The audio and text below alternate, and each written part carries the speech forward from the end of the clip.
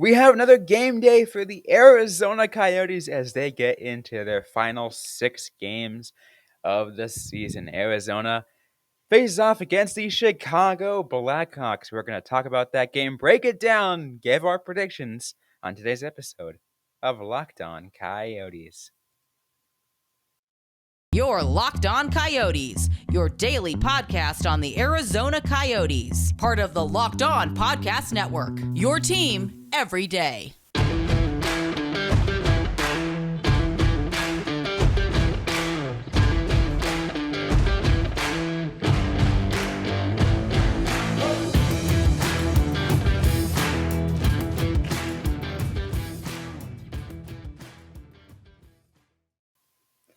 Welcome to the show, everybody. I'm Robyn Leonio. That's Carl Pavlik right beside me on this episode of Locked On Coyotes. We want to thank everyone for making Locked On Coyotes your first listen every day. We are free and available on all platforms. Let us get to the game, because we have a game to talk about today as we get to the final 6 games of the season, Carl. Arizona Coyotes, Chicago Blackhawks. And I think before we even get to the actual game itself, let's talk about one thing, because one player, a former Blackhawk, because he played in the Blackhawks for a period of time, is playing in his 1,000th NHL game. Yep. And Andrew Ladd. Andrew Ladd, he has quite the storied career. Had a goal in a recent Coyotes game, which was great to see. It's definitely kind of a major accomplishment. Before the season, we all, like the two of us, I don't think either of us thought Ladd was even going to play. But, he hasn't been the best player. He's missed some time with injuries, but he has exceeded our expectations. Yeah, I mean, again, because we didn't expect him to play at all. Yeah. Our expectations were extremely low, let's be fair. But, I mean, he still exceeded them. Yeah, I think we had pretty low expectations for a lot of the players that the Coyotes traded for, cap dump. I think the player we had the highest expectation for was Shane Gostisbehere, but we didn't like. But even then, it was just like, but if he doesn't pan out, he's overpaid. Which I believe it's Shane Gostisbehere's birthday today. Oh, is it? I believe I saw that on Twitter. Let me check and make sure. Yes, born April 20th, 1993. Just 5 years younger than me. So happy 29th birthday to Shane Gostisbehere. Yeah, rapidly approaching 30. It's a hell of a milestone, Shane. You'll get there soon. But in hockey world, that might not be the best sign. Yeah. Although, let's be fair, puck-moving defensemen occasionally last a little bit longer, just because, they're not necessarily taking the biggest brunt of the physical aspects of the game. But, yeah, you do notice a pretty rapid decline after that. Absolutely. But it's exciting that, again, that we get to see Andrew Ladd in his 1,000th game against one of his former teams. Mm-hmm. Yeah, definitely. And I think something we've talked about previously, this is probably the last really winnable game for the Coyotes this year. Unfortunately, yes. The only exception I can see that is if both Dallas and Nashville had already clinched at this point. So there's let's just coast. We don't need to worry anymore. We're in the playoffs. Which at that point they probably will, because the only team that's chasing them is Vegas, and Vegas is. Yeah, I think their odds dropped to 20%. Yeah, it's really low. I don't want to see Vancouver make it this year. So, however we keep Vancouver out, that will be. So just keep the teams right now. The wildcard teams now in Dallas and Nashville. Yeah, that's fine. I did say after the Carolina game, just because I liked their hustle in the back half, that St. Louis, Dallas, and Nashville are potential, but this Chicago game, this is the one where I'm like, well, if the Coyotes are going to win any of the last 6 games, it's going to be this one. I need to take a look back, actually. I'm just curious what our standings predictions were, if we even said that, for the Central Division.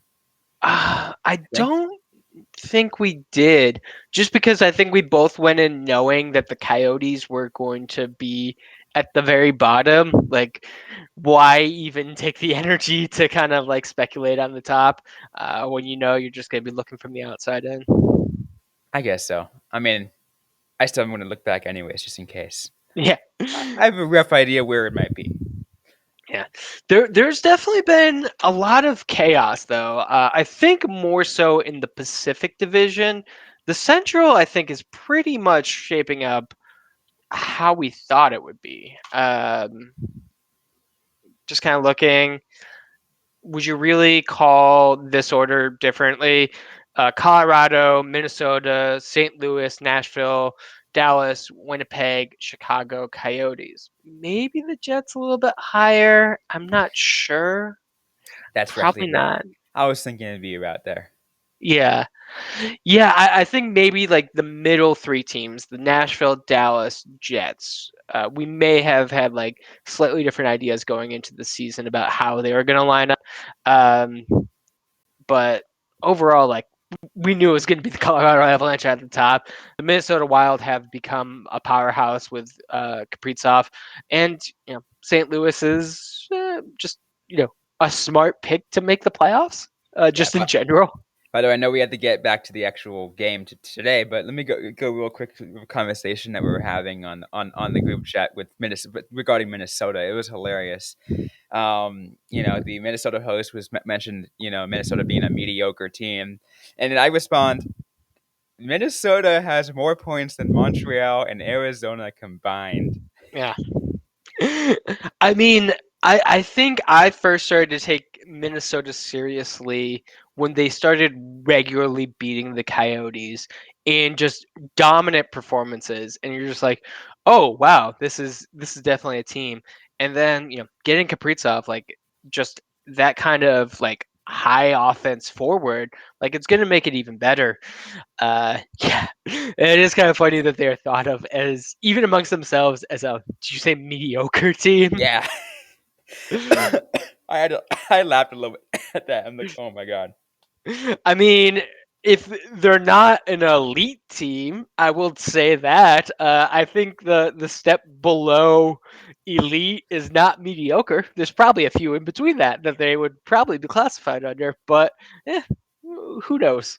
Maybe they have really expectations for their own franchise. I suppose so. I suppose so. But with today's game, though, again, as we went through the standings, we kind of both thought Chicago was going to be down, down there towards the bottom. We knew it was just going to be like, all right, we don't think that they can really compete with, even though they picked up some decent players. It's just that's how things were, Yeah. and obviously it's shown, and that's why we're saying, okay, this game might be the only shot outside of maybe a coasting team that the Coyotes can actually win a game. Yeah, and I mean, yeah, the Blackhawks did make some, acquisitions during the offseason, but the biggest one was Marc-Andre Fleury, who has since been traded. So it's not like he is going to save them any games. Something I talked about in the preview for the game on Five for Howling is both Chicago goaltenders that they have right now have collectively played fewer games than Carol Vlanaka this season.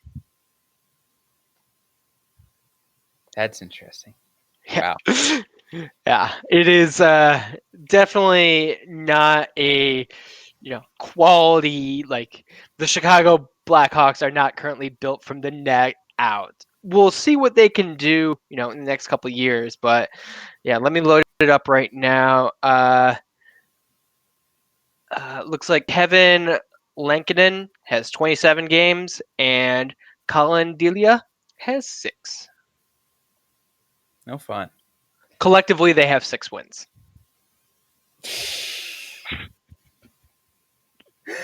Oh man. Uh Talk about two teams.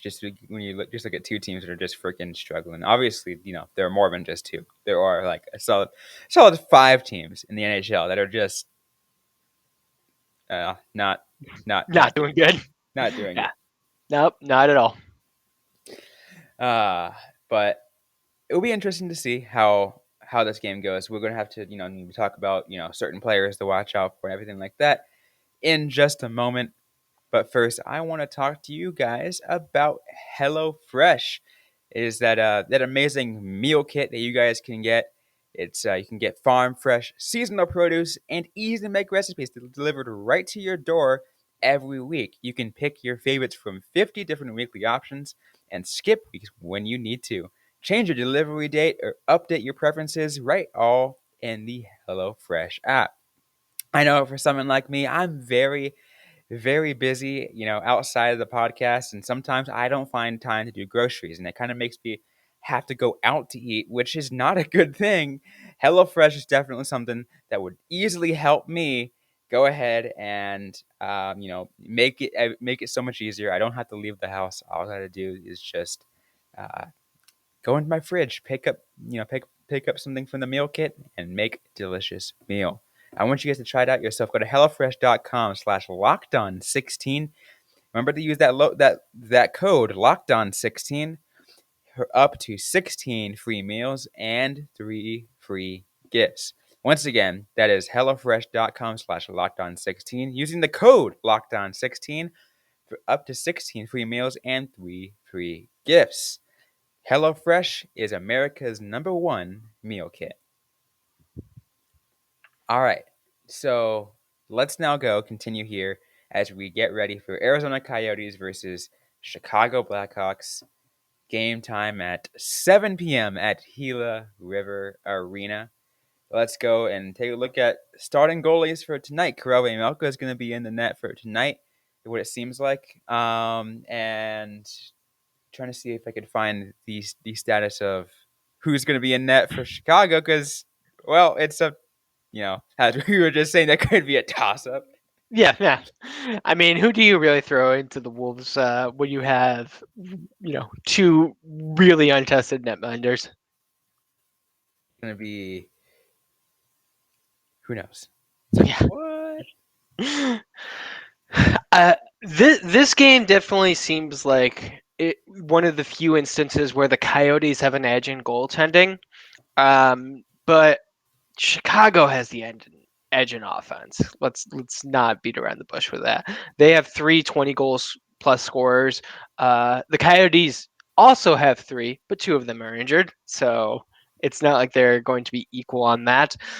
Uh, it's a really tough one to know who to call this one for.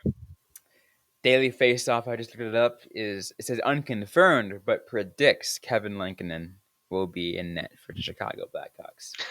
He has played the more games. Like I said, he has 27 compared to Delia's 6. Yeah, and how many goalies has Chicago gone through overall? Ooh, that's a good question. I know because there are some teams that went through like 7 this Yeah. year. I would need to look that up because I'm on their team page, and it only shows me their 2 active goalies.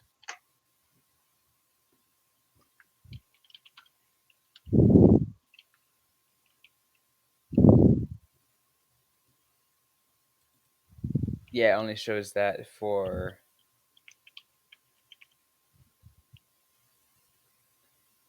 me as well. I mean, they did have Marc-Andre Fleury earlier this year. Yeah, which I mean, like acquiring Marc-Andre Fleury, if you are the Chicago Blackhawks, I imagine makes a bit of sense. Like you might as well try, but I don't think it worked overall.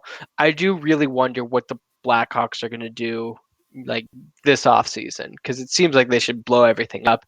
But they also have like a lot of veterans who are like won a cup with the team and they have been around for a long time. So that makes those kind of calls very tricky to make.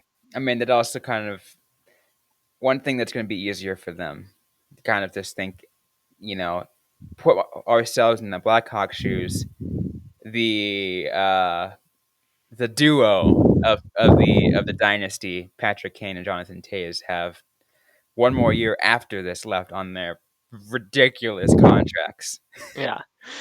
And I mean, Kane is still contributing. He's got 25 goals, 63 assists, 88 points, which is fitting for Kane, but Tay's like it's just not great. Um, He's Looking still at captain, but he's still captain, yeah, he's still Captain Serious. There has been a bit more trade rumors around him recently, so it'll be kind of curious to see how that kind of comes out. If someone's looking for that kind of veteran leadership without necessarily worrying about like not producing the offense required for that contract, normally I'd say this is a prime example for the Coyotes to step in, but I don't think that's going to happen. I don't think either side wants that. absolutely. One more, a couple other things of note for this game. I'm looking at some of the notes. As tweeted this morning by Craig Morgan, it looks like Anton Roussel is going to be returning to the lineup. It's been about a month and a half Yeah. since he's shown up. March 5th was his last game, so it makes that kind of helps because you're getting a veteran back, but this team is just so beaten up that it's just like, oh, it hurts. Yeah, Roussel, of the three players that the Coyotes acquired from the Vancouver Canucks, I thought Roussel was the kind of most consistent. I don't want to say necessarily best, but he played a good game, a not very noticeable game, kind of what I was hoping for him to do. It's nice to have him back, but like there's just too many holes in this Coyotes team. He's not going to make that kind of difference. It's not going to be a night and day difference. It's not like all of a sudden the Coyotes are going to wake up and just like batter the Chicago Blackhawks. Yeah. Um, Although like it's going to be a much closer game than any of the previous seven. Probably.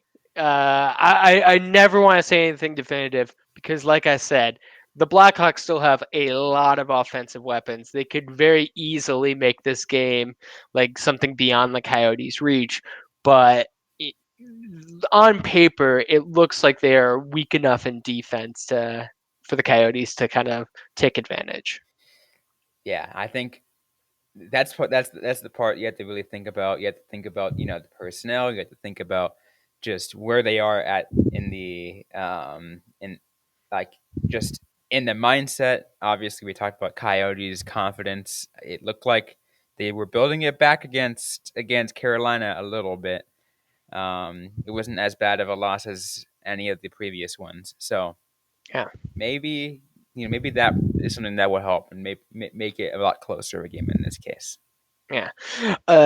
And I think most importantly, the Chicago Blackhawks do still have former Coyotes who are always the most offensive weapons against the Coyotes this year.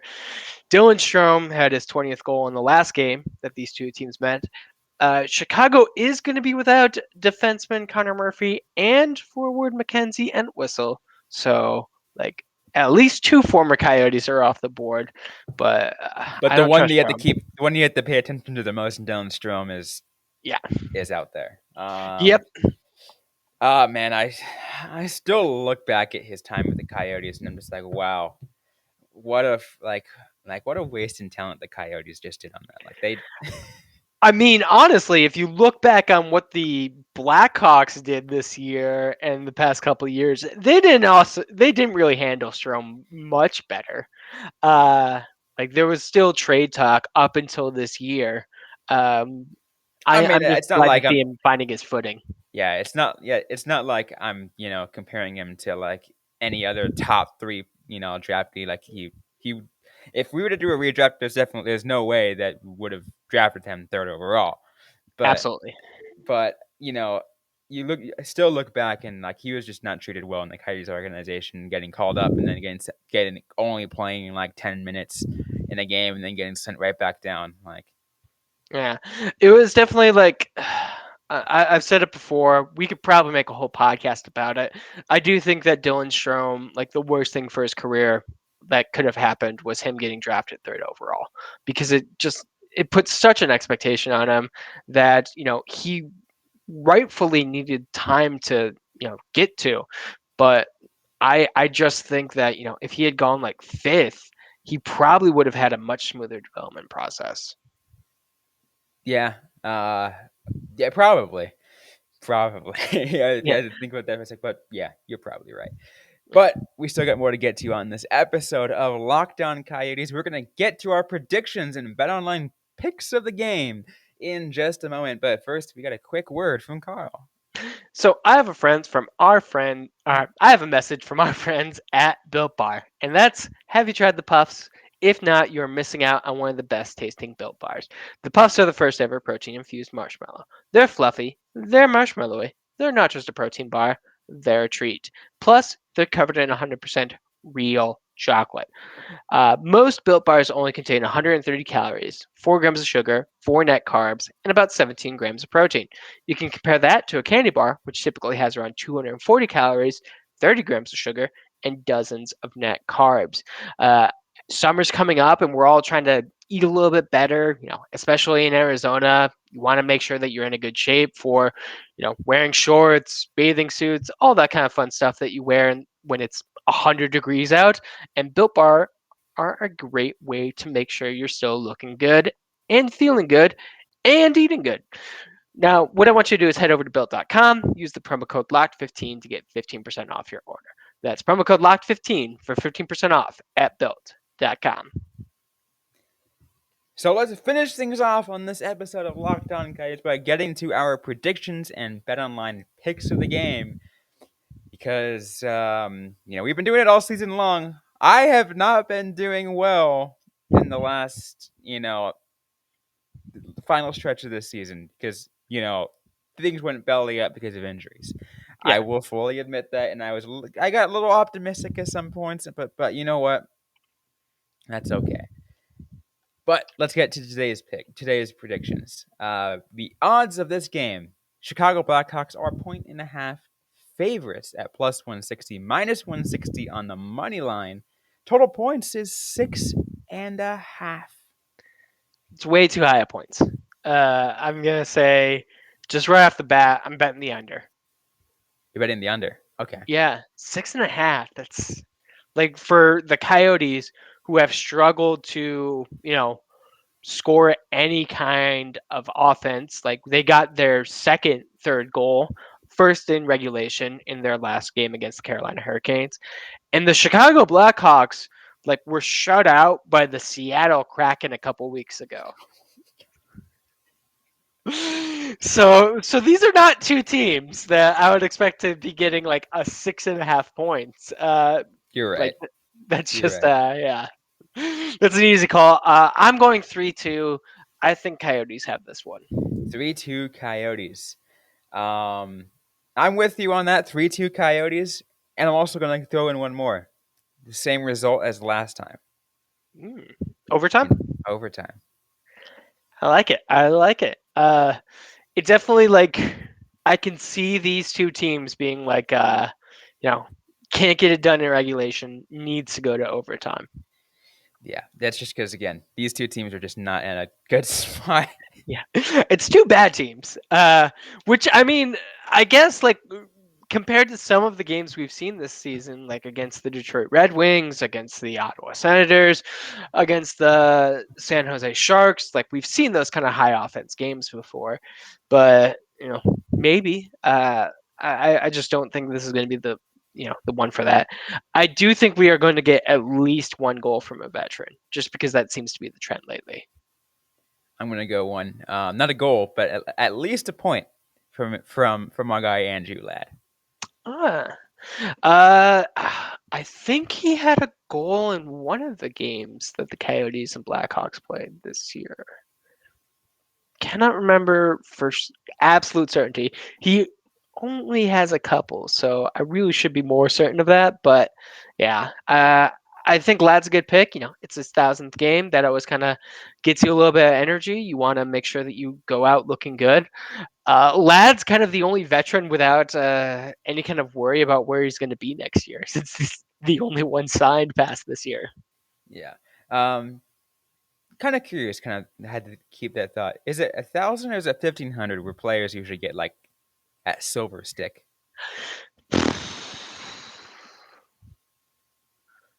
I think usually 1,500, but I 1,500 can still see them honoring him in some way. at the 1,000 mark. Yeah. Yeah, the team. I think especially right now, Like when you look at what the Coyotes did for Phil Kessel to make sure that he got to his daughter's birth by having him do like the one shift and then hopping on a team plane immediately. Like they're kind of wanting to make sure that they are, treating the players the best way, which makes sense given the situation and some of the rumblings we've heard from the PA about frustrations about all that kind of stuff. So I can see them honoring Lad in a way. I'm not sure if they're going to give him like the silver stick. Oh. Yeah. Again, if that's 1,500, then yeah, no, then you don't get it until you get the 1,500. Yeah, I don't know if there's hard and fast rules for that though. I'm trying to remember like other times that players have gotten like big things. Like the only one that really stands out is when Shane Doan retired and they got him like what, a golf cart, something like that. A player who reaches the milestone of 1,000 games is awarded a silver stick. So I was wrong. I did not know that. I thought that was 1,500. Thank you for checking that. Yeah, I was like, okay, I have to check it before we close things. I have Yeah, to check it. absolutely double check me on like things like ceremonial honors. It's not really what I focus on. I'm not gonna lie. Yeah, all I know is because like I grew up watching players get to this 1,000th game all the time. So when I would see, oh, silver stick, silver stick, silver stick. I'm like, but obviously some of these players also go beyond that. So I was like, which one was it? Yeah. Yeah. And I mean, we are seeing like players play longer and longer. So who really knows? Maybe they're going to be a tradition of 2,000 games get you a gold stick. Maybe. Who knows? 3,000 gets you a platinum stick. That. Oh God. Like I don't think we. Yeah, no. Like there's never been a player to get that high. Even to get to 2,000, no player's ever gotten that high. The highest is like almost is just under 1,900, and I know that because that belongs to one of my childhood guys. Um, Yeah. I do kind of wonder, should we start including playoffs games in that number? Or does it always need to be no, regular season? regular season. Okay, okay. Okay, we can have that. We can have that discussion over the off season, whether or not we should include postseason stats and that kind of thing. That would be an interesting one to have. It would be an interesting one to have. But anyways, to recap our predictions for this game, I say it's going to be 3-2 Coyotes in overtime. So, in that sense, is I'm saying take the points. Don't take the money line. That's too risky. Take the points for the Arizona Coyotes and bet the under. Hmm. And I'm saying the same in regulation. So same advice. There you go.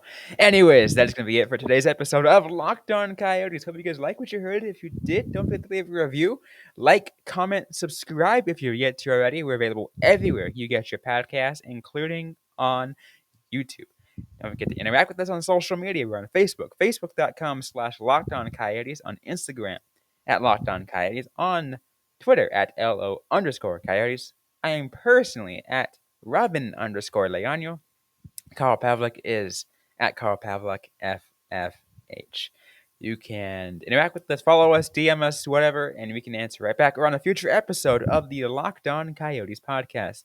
Thanks again, everyone, for listening to today's episode. Hope you guys are staying safe out there. Hope you guys are staying healthy. And don't forget to howl on.